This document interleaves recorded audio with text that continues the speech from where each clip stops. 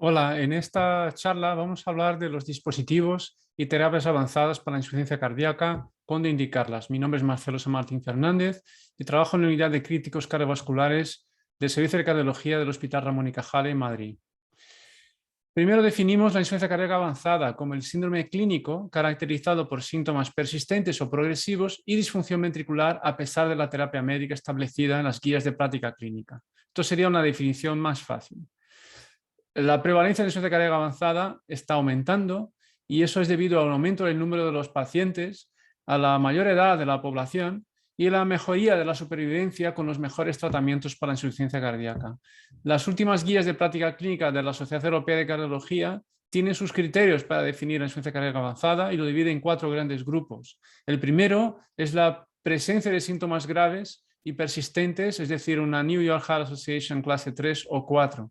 El segundo es la presencia de una disfunción cardíaca grave, sea en la forma de una disfunción ventricular izquierda grave, de una disfunción ventricular derecha grave, de enfermedades valvulares no corregibles que sean severas y una enfermedad congénita grave también no corregible, o de una elevación persistente en los péptidos natriuréticos, en presencia de una disfunción diastólica grave y anormalidades estructurales según la definición de HFpEF que justifiquen esta elevación de péptidos natriuréticos. El tercer gran grupo es la existencia de episodios de congestión pulmonar o sistémica que requieren altas dosis de diuréticos o combinación de diuréticos, o episodios de bajo gasto que requieren inotrópicos, o de arritmias malignas que requieren varias visitas no planificadas o hospitalizaciones en los últimos 12 meses. También está contemplada una disminución objetiva de la capacidad de ejercicio con test de 6 minutos, con ergoespirometría demostrando un consumo de oxígeno inferior a 12 mililitros por kilo minuto o menor del 50% del predicho. Es muy importante tener en cuenta la clasificación de la Interagency Registry for Mechanical Assisted Circulatory Support, la INTERMACS, en estos pacientes con insuficiencia cardíaca. La INTERMACS define 7 perfiles de pacientes con IC avanzada. El perfil 1 es el shock cardiogénico crítico, es el paciente que tiene elevación de lactato, que requiere dosis inotrópicos en aumento. El perfil 2, pacientes con deterioro progresivo, a pesar del soporte inotrópico, que puede presentar empeoramiento de la función renal, depresión nutricional. El perfil 3 es de los pacientes que requieren inotrópicos pero están estables. En 4, los pacientes que tienen más de un ingreso y que requieren inotrópicos. Limitados a sus domicilios por síntomas de mínimos esfuerzos, está en el perfil 5, y en el perfil 6 sería que el paciente se fatiga con actividades ordinarias. El perfil 7 es el paciente con clase funcional 3 avanzada. Son pacientes que probablemente no necesitan dispositivos de asistencia o trasplante cardíaco. Según este perfil, el plazo para una intervención puede ser de horas, como por ejemplo en el Intermax 1, o de pocos días, por ejemplo en el Intermax 2, de semanas o de pocos meses en pacientes con Intermax 3 y 4. El gran avance que podemos ir haciendo en el tratamiento y manejo de estos pacientes es reconocer precozmente la congestión pulmonar, la elevación de las presiones de llenado del corazón. Sabemos que una presión diastólica pulmonar elevada es, por ejemplo, mayor de 23, es un fuerte predictor de acontecimientos tipo hospitalización o incluso de mortalidad secundaria a insuficiencia cardíaca. El dispositivo CardioMEMS es un dispositivo implantable en general en el árbol vascular pulmonar izquierdo, distal, y que puede emitir por vía inalámbrica información de la presión en el árbol pulmonar a una consola, a una aplicación, y el equipo médico responsable del paciente puede alterar el tratamiento en función de esta información. En el Champion Trial se observó una reducción de las tasas de hospitalización relacionadas a insuficiencia cardíaca y una tendencia a la reducción de mortalidad con el dispositivo CardioMEMS.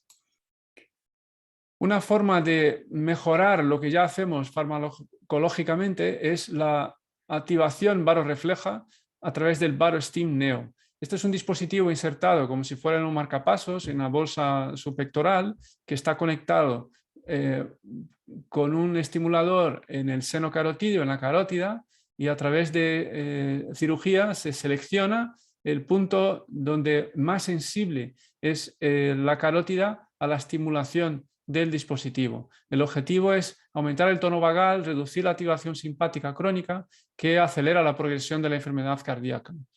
En el Barostim Neo Pivotal Trial, publicado en el 2015, se observó una reducción importante de los síntomas con una mejoría de la clase funcional, una mejoría de la calidad de vida percibida y un aumento de la distancia del test de 6 minutos con el Barostim. Otra forma de aliviar síntomas congestivos es crear una conexión entre la aurícula izquierda y la aurícula derecha para descargar precisamente la aurícula izquierda, evitando así pues encharcamiento en los pulmones, ¿no? Y la creación de esta comunicación se puede hacer con diferentes dispositivos. Se ha estudiado más incluso en pacientes con insuficiencia cardíaca con FEBI preservada, y en el Reduce LAP se observó una importante mejoría de la clase funcional tras insertar el dispositivo en un grupo aproximadamente de 60 pacientes. Tenemos otros dispositivos para el tratamiento de una insuficiencia cardíaca que aún no están con una distribución muy importante. Por ejemplo, en el caso del Cardiac Contractility Modulation, es un dispositivo que envía impulsos eléctricos al miocardio ventricular. De este modo, y por alterar aumentar la disponibilidad de calcio en el miocardio, puede producir un aumento en la contractilidad. Este dispositivo está en fase de estudio y no lo tenemos disponible para el uso ahora mismo. Lo que sí tenemos disponible y venimos utilizando desde hace varios años con muy buenos resultados es la terapia de resincronización cardíaca. Últimamente se viene trabajando más en las formas más fisiológicas de estimulación, a través de la estimulación del GIS, a través de la estimulación de la rama izquierda, en contra de la resincronización, que es todavía la más utilizada, que es la clásica, que es colocando un cable en seno coronario para estimular, para devolver la sincronía entre los dos ventrículos. El hablar extensamente de la sincronización está fuera del objetivo de esta charla. Y tenemos los dispositivos para reparar la válvula mitral a través de pegar el velo anterior al velo posterior, de este modo reduciendo síntomas secundarios a la dilatación del anillo mitral. Tenemos datos muy favorables con el COAP Trial del dispositivo MitraClip. Ahora también hay otro dispositivo que se utiliza mucho, el Pascal, y también está fuera del objetivo revisar extensamente estos resultados, pero son dispositivos utilizados para la insuficiencia cardíaca que están en el día a día, en el armamentarium de los equipos que manejan estos pacientes. Vamos a hablar ahora de la asistencia circulatoria. Lo podemos dividir en dos grandes grupos. La asistencia circulatoria de corta duración, que es la que utilizamos para un shock cardiogénico en diferentes causas. La ICP de alto riesgo, un intervencionismo coronario de muy alto riesgo, complejo, en pacientes con disfunción sistólica severa. La ECMO en parada cardíaca, con parada cardíaca refractaria. El síndrome postcardiotomía, cuando hay un fallo en salir de la circulación extracorpórea en una cirugía cardíaca. Las complicaciones mecánicas del infarto agudo, una miocarditis aguda, una situación post-trasplante cardíaco con fallo precoz del injerto, la presencia de arritmias refractarias o como un puente a recuperación o puente a decisión o puente a candidatura de trasplante cardíaco. La asistencia de larga duración son con dispositivos que los pacientes pueden llevar a sus casas. Es para el tratamiento de la insuficiencia cardíaca avanzada, dependiente de inotrópicos, pacientes con avanzado grado de desnutrición, hospitalizaciones repetidas por insuficiencia cardíaca con un consumo de oxígeno menor de 12-14 mililitros kilo minuto o menor del 50% del predicho, pacientes en clase funcional 3-4 a pesar del tratamiento médico óptimo y una pobre calidad de vida, disfunción de órganos, el test de 6 minutos menor de 300 metros, no respondedores a la resincronización cardíaca y no respondedores a la reparación mitral.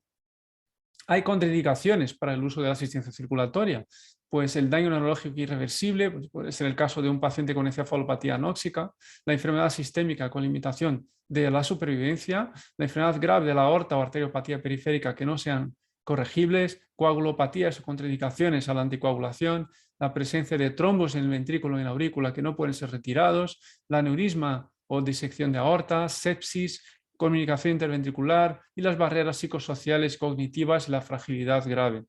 La presencia de una insuficiencia aórtica importante pues inviabiliza el tratamiento con bombas de asistencia como por ejemplo el HAD-MACE, el hardware, con lo cual es necesario corregir la insuficiencia aórtica antes de la inserción de estos dispositivos o corregir cualquier fuente potencial de cortocircuito derecha-izquierda, porque vamos a estar aspirando sangre del ventrículo izquierdo. Si hay, por ejemplo, un foramen oval, una CIA, pues vendría sangre del ventrículo derecho y crearíamos un cortocircuito derecha-izquierda, y eso también debe ser corregido, pero no representa en sí una contraindicación absoluta.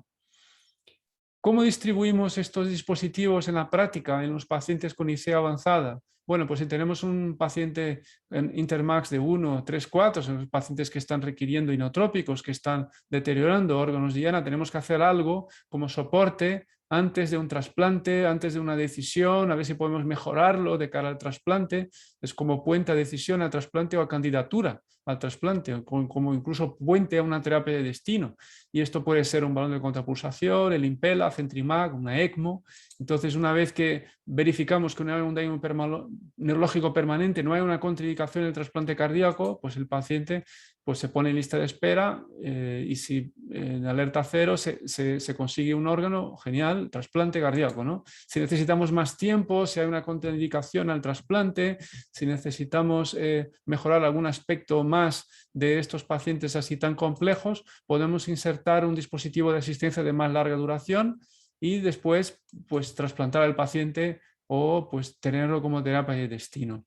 En los pacientes que no están tan críticos, que necesitan, pues que tienen indicación de un trasplante o soporte, se puede implantar un soporte de tipo HADMATE 3 como puente de decisión o a candidatura a trasplante o como terapia de destino, como viene siendo cada vez más frecuente.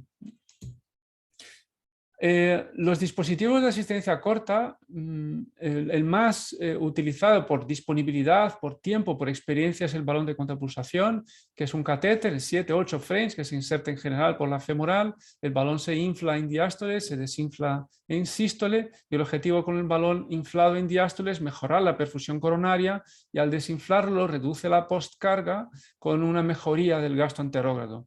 Da muy poco soporte. Si el paciente necesita más gasto cardíaco, no es el dispositivo ideal, pero sí que puede ayudar, por ejemplo, a la descarga del ventrículo izquierdo en el caso de una ECMO o como soporte corto en un paciente con ICP de alto riesgo o en el shock aerogénico del infarto. Como también se puede aplicar este otro dispositivo, es el Impella. El Impella viene en, digamos, para asistencia de VI en 3 opciones, o prácticamente en 2 opciones: el Impella CP, que es de inserción femoral, como en la animación, o el Impella 5.0, que es una colocación quirúrgica. El introductor tiene 14 frames, el catéter tiene 9 frames. Hay un Impella RP que es para soporte solo del ventrículo derecho, que se pone por vía venosa, y el Impella puede dar un gasto cardíaco por flujo continuo. Es una bomba centrífuga axial de hasta 3,5, 4 litros. El Impella 5.0, como el nombre indica, puede dar algo más de gasto cardíaco, pero requiere la inserción, como he dicho, quirúrgica. Está indicado para la asistencia de pacientes que tienen ICP de alto riesgo,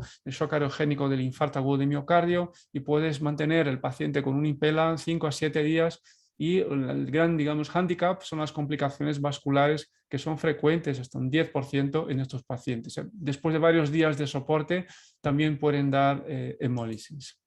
El Tandem HAD es un dispositivo de asistencia también percutáneo, algo más complejo de insertar que el Impella, porque requiere una punción transeptal. El catéter se coloca en la aurícula izquierda a través de la punción. La sangre se deriva a través de una bomba centrífuga a la aorta distal a través de un catéter insertado en la femoral. Y el dispositivo de asistencia, digamos, percutánea más utilizado es la ECMO. La ECMO VA es el veno arterial. El dispositivo extrae sangre de la aurícula derecha, el catéter va hasta la aurícula derecha, pasa por una centrífuga, pasa por un oxigenador y se devuelve la sangre oxigenada, y se puede conseguir con una precarga adecuada gastos cardíacos superiores a los fisiológicos, expulsando la sangre a través de un catéter femoral en la aorta distal. Como el dispositivo expulsa sangre a la aorta distal, tiende a aumentar la poscarga. Es frecuente que se necesite, casi siempre, se necesita un dispositivo para descarga del ventrículo izquierdo, que puede ser un Impella o puede ser un balón de contrapulsación. Los pacientes pueden estar varios días, incluso semanas con la ECMO, a partir del cuarto, quinto, sexto día ya empiezan a aumentar las complicaciones derivadas de la coagulopatía de consumo, de las complicaciones hemorrágicas, infecciones, y es mejor pensar en un dispositivo de más larga duración, como por ejemplo el CentriMag de Vitronics, que es un dispositivo que se inserta quirúrgicamente o en la aurícula izquierda o en el ápex ventrículo izquierdo para aspirar la sangre desde ahí a través de una bomba de centrífuga magnética y inyectarla en una forma de flujo continuo, que puede ser también un gasto cardíaco pues, fisiológico, 4, 5 litros, 6 litros puede aportar el dispositivo.